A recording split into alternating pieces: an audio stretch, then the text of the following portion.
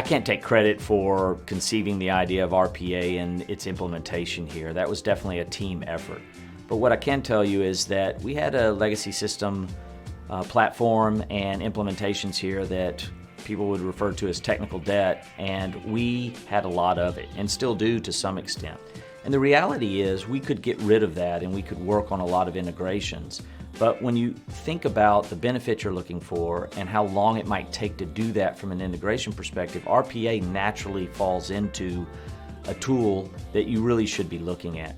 The ability to take an existing process, exactly what the people are in that department are doing today, and just automate it or mechanize it or whatever type of words you want to use, really makes a difference because the timing to deliver is so short as compared to what it would take to integrate that from a more traditional perspective. And the short-term view is that we would eventually integrate, but what I'd tell you after having used it here is we're probably not going to do that. There are a lot of processes, systems that we don't need to integrate.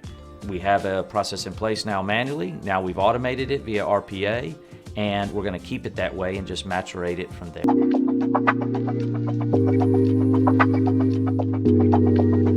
It wasn't difficult to find a business partner at all. We had a relationship with Renaud before we started our RPA exercise, and we really wanted to find someone who could make it happen and who understood the art of the possible.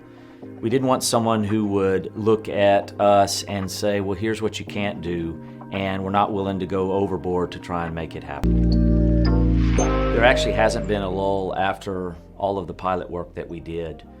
Renaud was able to scale their capacity immediately for us. The benefit was so strong through the proof of concept that the business immediately came to us with a large demand of processes that they wanted to put in place. So from a scaling perspective, what we're looking at as a possible option is something called citizen development. This would be where we push the development of these RPAs and the processes out to the business units themselves. So IT provides the platform, the governance, the framework, and certainly support, but we have the business to rely upon to actually find opportunities to use it and to implement it. Initially, it was a little difficult to talk about RPA. I think there was a little bit of confusion of what does that mean.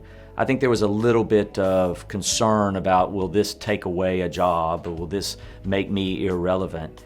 Evangelizing it's easy because I think the value that it brings is so easy to talk about, but until you actually see it in practice and you get people comfortable with how it works, it's really hard for any type of benefits or talking that you do about it to actually land and be received by the users. Now it's not. We have demand is increasing.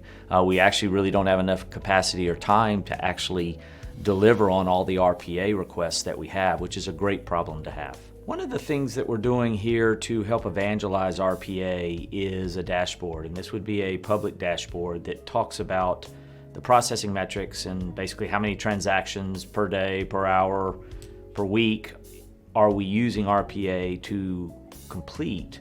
But part of that also is that we want to show the running benefits. So if you think about one of those billboards that you used to see in Times Square, which would tell you about the national debt, and you just saw the number going up all the time, we want to do the same thing for RPA. And I think what helps by doing that is it reminds people that there is an ongoing benefit behind the scenes. It's not one time. This literally, as we grow our company, as we scale and we have more customers that come to us, the RPA scales and grows from a benefit perspective as well. Adoption here at Cons has been incredible, quite frankly, and I think some of that comes from the benefits that were illustrated during the proof of concept with Automation Anywhere and Renaud. Since that time, people really look at it as a way to make their jobs easier and bring benefit to their department. Really looking at people's selfishness of trying to provide value for their role and their department actually helps the organization as a whole because they aren't afraid of what it brings to them and their job, but they're actually looking at it as a benefit.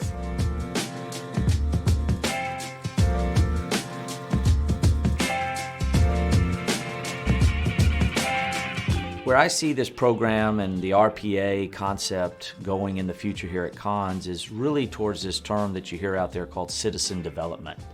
We have exhibited through proof of concepts and actual implementations that IT can deliver RPA and provide a lot of value to the company, to the department, and to the individuals working in those departments.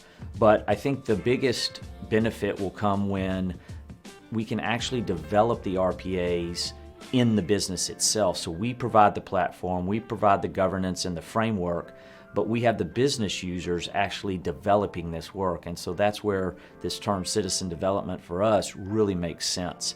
That's the only way I can scale this. I could hire an IT, I could have people do that, but ultimately we always have to involve the business. So to me, that's going to be the multiplier effect for RPA. There's those companies that can push that out to the business units, let them take responsibility, accountability, and do the actual development up to a point.